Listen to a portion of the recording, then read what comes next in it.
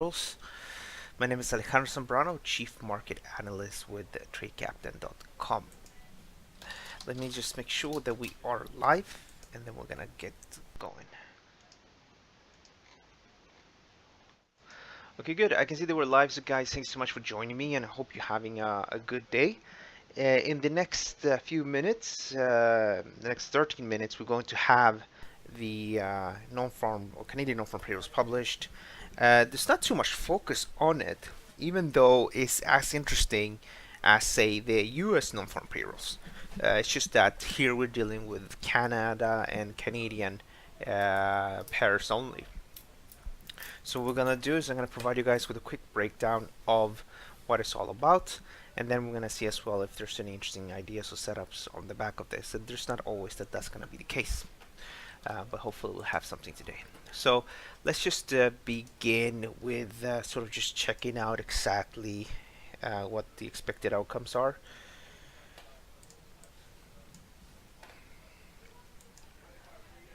Let me just see here, just a second.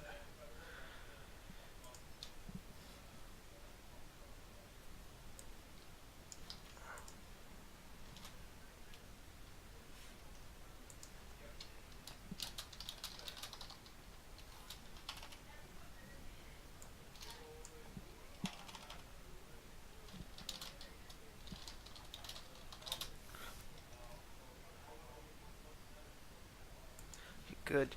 So economic calendar here on TradeCaptain.com. Just click up here and you'll find it. Scroll down, and 11 minutes to go, and the Canadian unemployment rate is anticipated to remain unchanged at 5.8, whereas the net change in employment is anticipated to increase by 17.5 thousand new jobs. Now this is a number that will many times deviate. It's a volatile number, but it's like the non-farm payrolls. If it's better than, say, 17.5, you probably see a bit of Canadian dollar strength.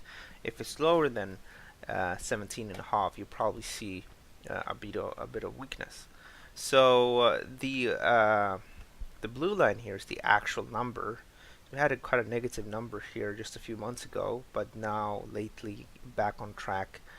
You can see how the economy in general produces, in this case it was 67,000, here was 10,000, here was 19, and at one point it was 79, 78. Last time it was, let me see here, well, according to this one, last time was minus 1.1, which it was, yes, minus 1.1 thousand, and then you had before that 32. So most likely a bit of a bounce. And you can see here that the bar, the histogram, just shows if we had a positive surprise or a negative surprise. I can hide everything, and you can see that lately, this is a 2016, the numbers, the Canadian labor market has been improving, and that's one of the reasons why we've seen the Canadian dollar gain the way it has. And if you look here at the unemployment rate, if I show you more data, you can see here actually that unemployment rate by the beginning of 2010 was about 8%, and then it's moved to the downside ever since, with an acceleration here at the end of the last year or two. And that puts the unemployment rate back to the same lows we saw here, which is 2008. And you actually need to go back, obviously, if you ignore this, and then you need to go back to what appears to be 1975 or so, to find a lower unemployment rate. So most people that have jobs in Canada are probably already employed, and these very low unemployment rates has caused the Canadian Central Bank to raise interest rates. So the interest rates in Canada right now are 1.25%, which you can see here. If you click on 10 years, you can see how they increased it to 1.25, and we're not sort of in any way where maybe we should be, because the unemployment rate, if we measure that, if that's sort of a sign of the health of the economy, and then if interest rates would catch up with sort of the health of the economy, then maybe the interest rate should be closer to maybe 4%. Of course, this is in 2008. So let's take a look at the inflation rate in 2008. Well, in 2008, inflation rate was at about 3.5. This is headline inflation. Right now we're about 2 point something, 2.2. So inflation rate is going in the right direction because the economy is doing good and the unemployment rate is low. And what traders are looking at right now is that will the economy improve, and does the labor market, sorry, unemployment rate decline, or the Canadian economy generates more jobs, then we could potentially see even better. Sorry, if the labor market improves, in other words, unemployment rate goes down, and net change in employment beats 17.5, then that would sort of tell people that maybe we'll have stronger inflation, and first tells us that the economy is doing better than expected, and then obviously higher inflation.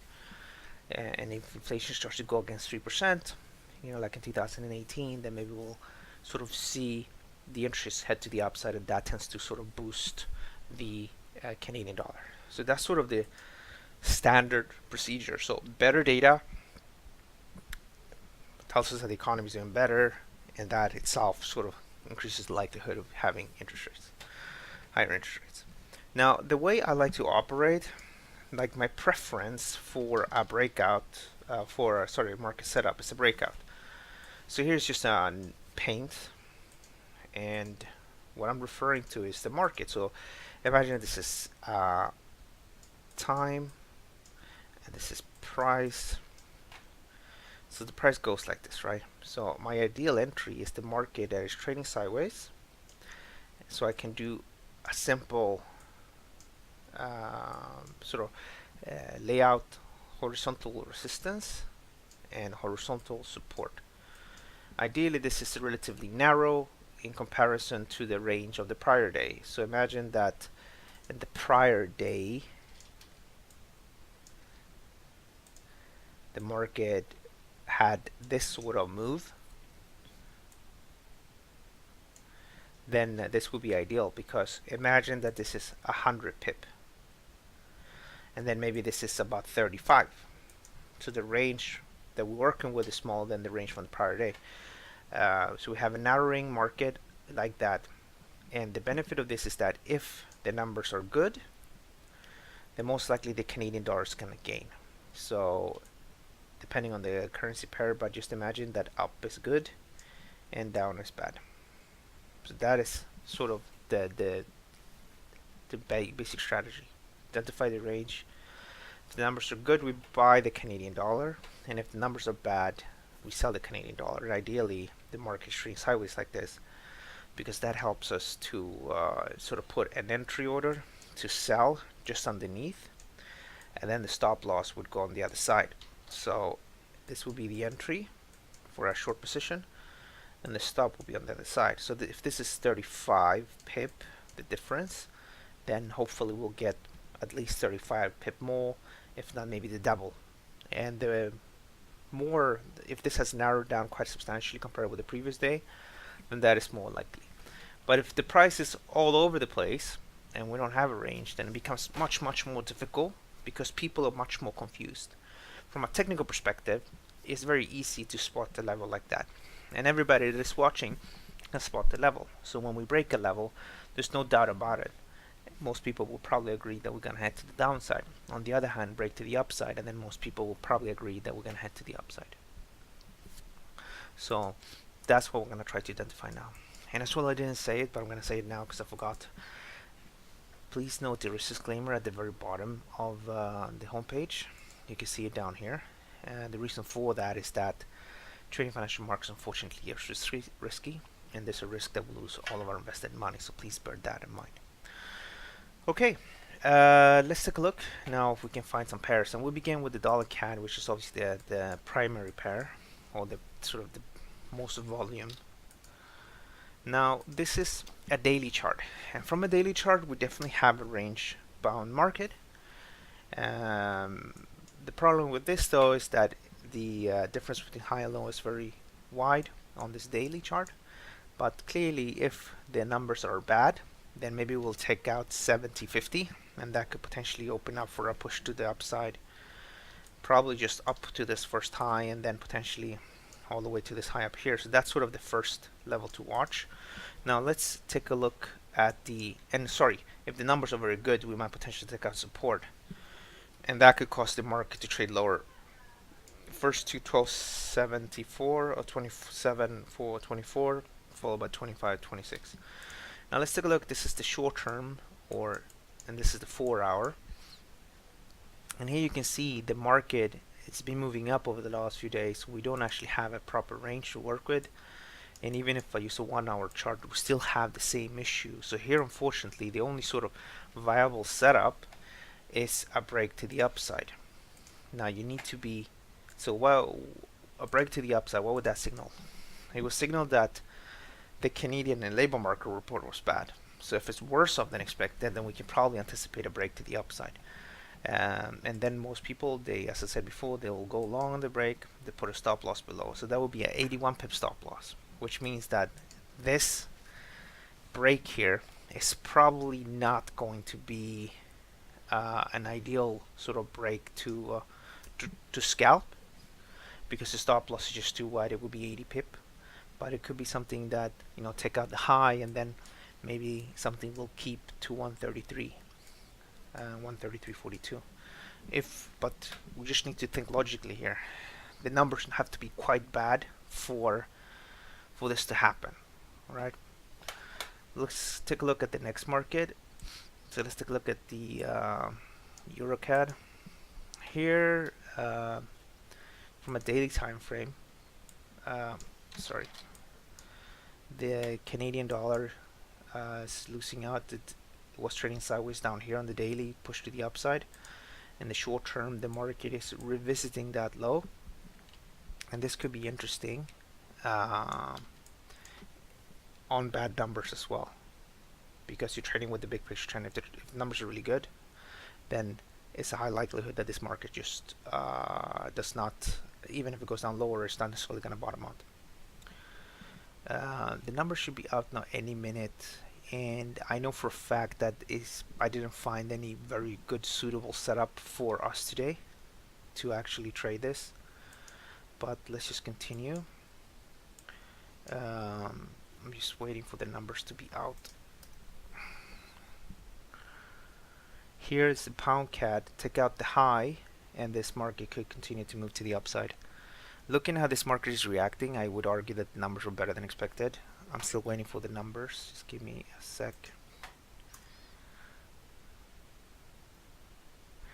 So 23,500. Okay, so the Canadian numbers was actually a little bit better than expected. Sorry, minus 7,500 versus 23. So the numbers were actually worse off than expected, whereas the unemployment rate met expectations. So the numbers were worse off than expected. Negative 7.5 versus the anticipated, which was 17.5 according to this list here. So in general, the numbers were bad. So with that information, we probably want to work with the idea that the Canadian dollar is probably going to continue to soften, and this is actually, it works out quite good, because this is the pound against the CAD, and if we take out today's high, then the market might continue to push a little bit higher. The only issue with this one, though, again, there's not like a single nice sort of little range to work with. So a stop loss would initially be down here, 156 pip, potentially here with a 100 pip stop. The idea would be we'll take out the high. Why? Because the numbers were softer than expected, and then this market potentially pushes to the upside to the next resistance level. Now the benefit here, why I like this market, is that this market wasn't a downtrend on the daily, but it stopped creating lower highs as the market took out this high here on May 5th. Okay, so May 5th, this market pushed to the upside. Okay, and most likely will continue to go a little bit higher, a little bit like the pound dollar, which is also going higher. Let's take a look at the dollar CAD. So this is the dollar CAD, and the market spiked to the upside. Actually, let's look at 30-minute, down and then up. Now the numbers from Canada are not terrible. They're not good, but they're not terrible. And it could just highlight that the Canadian economy is in a soft patch right now. So here we need to be much more clever. We can't just buy outright, especially not this market, because it's trading sideways. Rather, what you want to look for is that maybe by the end of the day, today, if the market trades about 130.50, trades about this level, might go up, might go down, and then potentially higher in the next few days. In the case of the EURCAD, it's a little bit like the pound CAD. You know, we take out the high and we head higher. And also, this is a 4 hour in the EURCAD. It definitely supports this trend.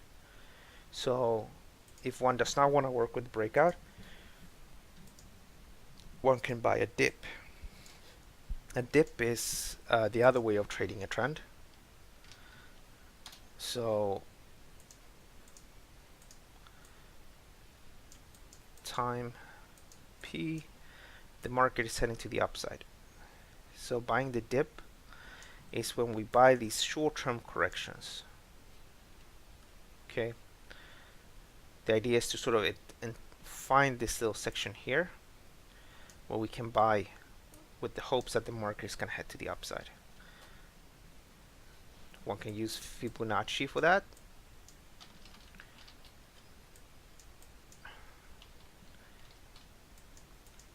I'm not going to spell it out. Fibonacci and common sense, support and resistance. How does that work? Well, first things first, you need to identify the trend. So the trend is bullish above this level. So as long as it's above that level, you know, the market is creating higher and higher lows, and because of that, the trend is bullish. And if the market moves to the downside, maybe 15.225, then that could be interesting to go long on the back of that. The alternative is to buy the breakout, which is to take out the high. Pound CAD, you can do the same. Probably 75, 72.51 is key. If it goes down and then potentially up. Here's CAD yen. It's difficult to do too much here, but the CAD yen is, yeah, actually just ignore this one, because you see here from pretty much May, it's just trading in a big wide pattern with really not a strong trend.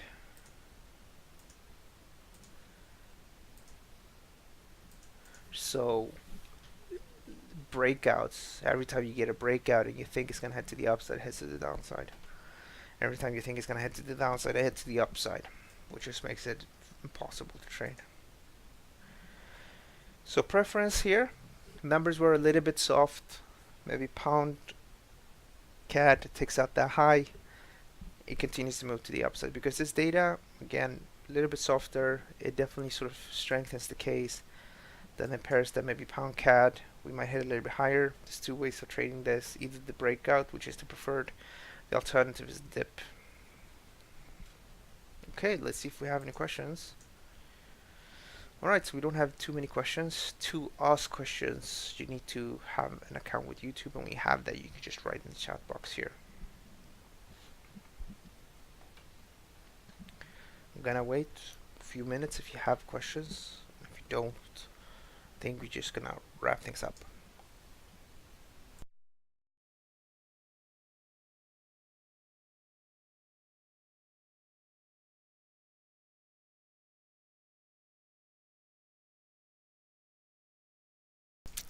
Okay, so we're gonna wrap things up. I wanna thank you so much for watching. I hope you understand a little bit better how it is to trade something like any economic news.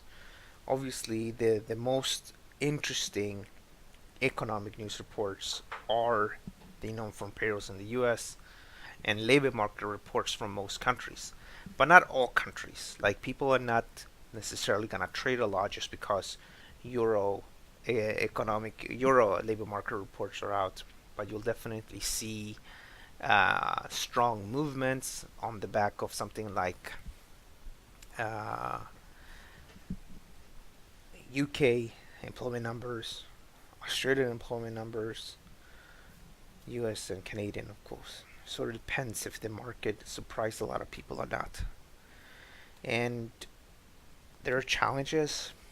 One challenge, for example, with the Aussie numbers is that there's very low liquidity, which means that you have a break in the market and it just goes really quickly, and then nobody actually reverts back, starts trading, and the price just jumps. Whereas with the US non-farm payrolls, it's always a lot of volatility and a lot of sort of conflicting market moves that one can sometimes take advantage of if you know what you're doing.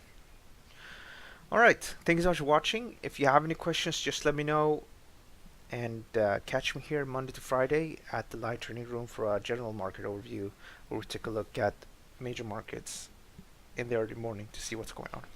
Thanks.